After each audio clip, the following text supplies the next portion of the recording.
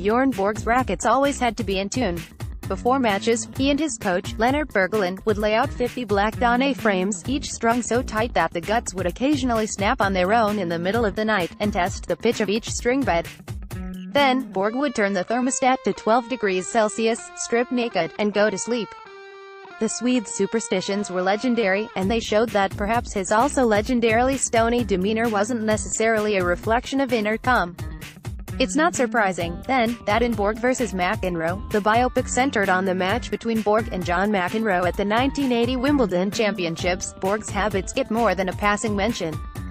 Early in the film, Shia LaBeouf's McEnroe walks into a nightclub with fellow Pro Vita's guru-litis, Robert Ems, who explains that Borg is a dormant volcano. Each year he jumps on his rackets and sleeps in the cold. Guru-litis tells McEnroe he uses the same rental car and lives in the same hotel room, practices on the same court, and bans his parents from every other Wimbledon, all in an attempt to tread along the razor's edge.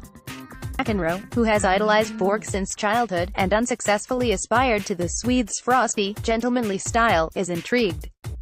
For the first time, he begins to realize that the champion is relatably flawed. In real 1980, Borg walked onto the grounds of the All-England club a rock star. He'd won 5 French Opens and 4 straight Wimbledons, and, at 24, had already established himself as one of the sport's all-time greats.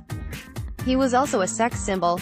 Since being mobbed by schoolgirls during his first appearance at Wimbledon in 1973, Borg, with his blonde mane, chiseled jaw, and icy confidence, had earned as much of a reputation as a great tennis player as he had as a sort of racket-wielding superhero.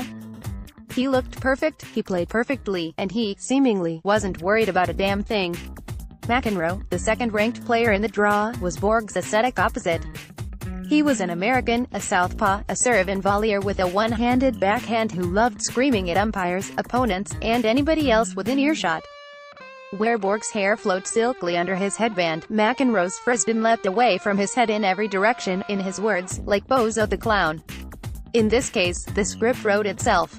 The 1980 final, now debatably regarded as the greatest match in the history of the sport, was storyteller's catnip, and the film recreates it beautifully. If nothing else, Borg vs. McEnroe is an aesthetic dream. It puts the glamour of the late 70s, early 80s tennis boom into crisp focus, giving the old-world pop the wooden racket a surround sound retouching. The film is a joy to look at, and a pleasure to listen to, but for tennis fans, it presents nothing new. The most compelling sports movies or television series aren't really about sports. The most entertaining tennis movie in recent memory is 7 Days in Hell, the Andy Samberg-led mockumentary that wasn't so much about tennis as it was a riff on the tennis world's eccentricities. Unfortunately, the early lives of Björn Borg and John McEnroe were only about tennis and the fear of failure. This isn't miracle. There are no geopolitical implications here, only personal ones. It's the paradox of the tennis movie. Dramatic real-life narratives don't always make for great drama. Borg vs. McEnroe opens with a mishmash of eras. First, we see the two on center court, trapped in the middle of the film's climactic match. Borg, Sverrir Gudnason, in his signature pinstriped polo and lined headband, sitting contemplatively, anxiously at his chair during a changeover. McEnroe sweating as he walks along the baseline. Television commentary hovers over the scene. Borg's service toss crests, beginning the match's 5th set. Then we are watching a home video from 1960s Sweden. The common story from Borg's childhood tells of the young Swede practicing his strokes at home, rallying against a garage door. He would imagine that he was playing a Davis Cup tie against the United States. If he hit the ball back against the wall 5 times, he won a point for Sweden. If he failed, he lost the point to the Americans. The attention to detail in the movie's recreation of this story is remarkable, as is its adherence to the idiosyncrasies and appearances of the main characters. Gudnason and LaBeouf do brilliantly in replicating the quirky playing styles of their historical counterparts. Borg's loping stride, his loopy forehand, and his groundbreaking two-hander, really sort of a one-and-a-half-hander, look like they were ripped straight from archived footage, as does McEnroe's staccato, attacking game. LaBeouf is the film's standout performer, even though his character is not at the narrative's heart. His attempts to imitate McEnroe's legendary outbursts are admirable, if unsatisfying. The "you cannot be serious" incident has been replayed so many times that any tennis fan can likely recall the timing of McEnroe's inflections, whines, and growls too well to be astounded by an impression. Also, the film moves the rant to take place during McEnroe's 1980 semi-final match against Jimmy Connors instead of his first-round match at the 1981 tournament against Tom Gullickson. If we are going to rely on detail, let's be consistent. Where LaBeouf thrives is in McEnroe's quieter moments. As Gudnason Borg points out, McEnroe's angriest moments are when he is most in control. When his voice quiets, his neuroses run wild, and we see that in LaBeouf as he treads the baseline before a point, or as he scrawls out a projection of the tournament draw on the wall of his hotel room. Borg's demons, though, are at the film's center. After we are pulled away from the garage door, we see the Swede, shirtless with a gold link around his neck, looking off the balcony of his Monte Carlo apartment, not into the perfect view of the Mediterranean, but down to the ground, many stories below. He puts his arms on the balcony's railing, crosses his legs, pulls his feet off the floor, and tilts toward oblivion. Then, with the anxiety still hovering over him, he begins doing dips. Many viewers will know of Borg's troubled history.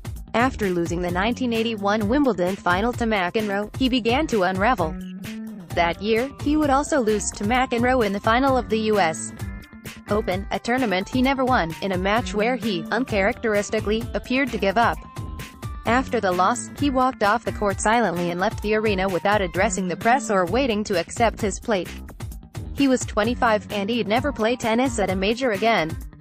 In the following years, he would enter financial trouble after dabbling in fashion design, and in 1989, he would be hospitalized after overdosing on sleeping pills.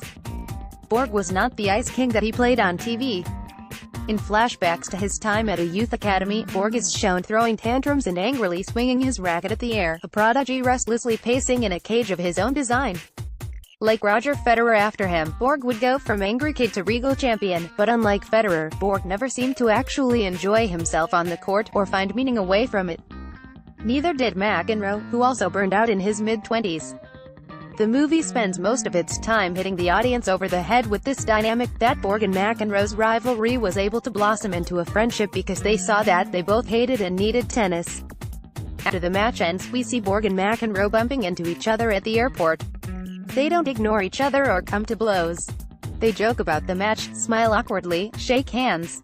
The pre-credit cards tell us that the two would later grow close, that Borg would be in the wedding party when McEnroe married Patti Smith in 1997, that the two were best enemies. Nothing grand was at play here, which makes for a happy ending in real life, maybe, but not in the movies. Tennis is a game of internal pain.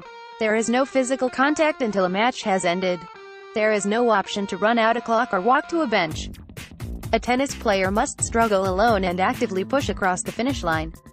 Tennis is the loneliest sport there is, and that does not make for great movies.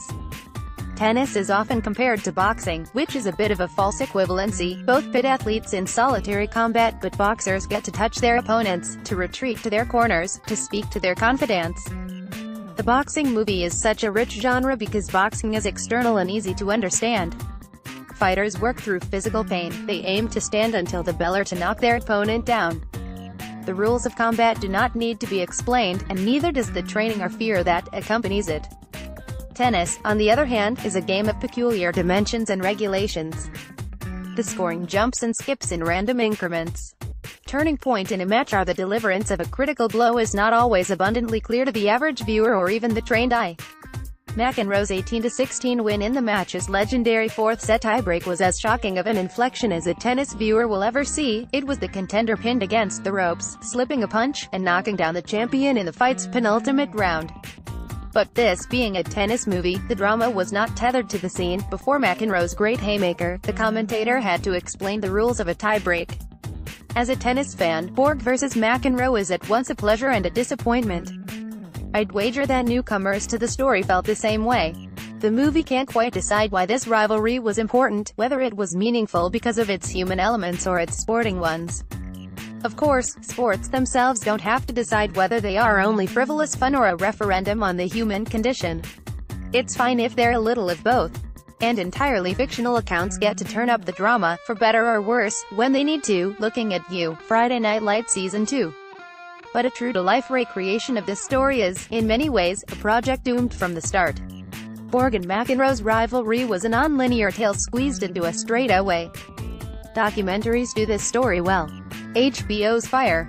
The match footage on its own holds up well, too. I've scanned through the grainy telecast more times than I am willing to admit, and it still resonates as freely as any modern classic. But as fiction, it wants for more. Versus McEnroe is too honest to be a good tennis movie. Luckily, we have 7 Days in Hell.